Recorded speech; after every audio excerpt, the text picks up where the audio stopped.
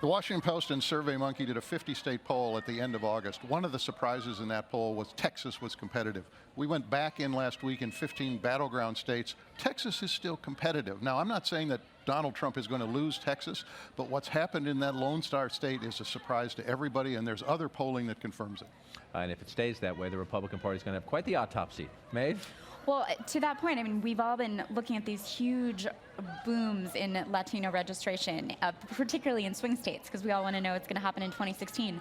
But I've been looking out beyond that to races in 2017, 2018, where, for example, in California, you have so many Latinos angry at Trump that they're registering and actually could make a huge difference in the governor's race there. So I think it's going to be really interesting to watch that trend, and in states like Texas as well. The domino effect of 2016 carrying on to the next Potentially an cycle. open Senate race in California in 2 years. Yeah.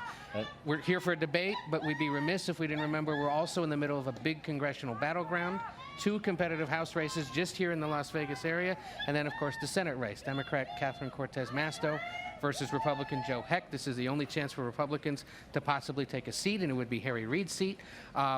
It's a close race, but Democrats remain notably confident out here. They point to Dean Heller, the Republican who won by less than 2 points in 2012, and Harry Reid's come from behind win back in 2010. They say polling out here is bad. Democratic turnout always surprises, but I suspect this may be the Senate race we're waiting up to hear about on election night into Election Day after. I suspect you are right. Into Wednesday morning, we'll be working the magic wall looking at Nevada. I suspect you're right about that, Sarah. We are less than 3 weeks to Election Day, and some of Donald Trump's allies and some of his own staffers are burying their head in their hands about what his travel schedule has been about.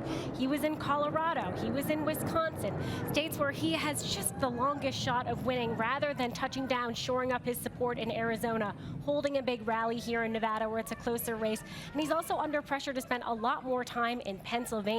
People feel like that would be his sort of long shot opportunity if there is one, not a place like Colorado. Trump being Trump, is that what you're trying to say? Trump's being Trump. Maybe he just likes the mountains.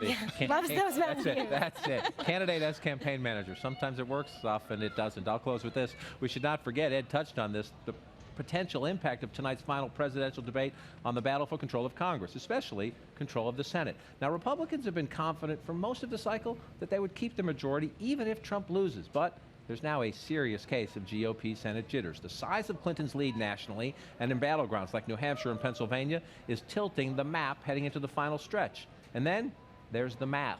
Pro-Democratic groups have now outspent Republican groups by some $20 million over the past 3 weeks. So there's an urgent GOP effort to rush more money into these key races. Democrats, though, say, guess what, guys? We got plenty of cash on hand, too, and we will counter.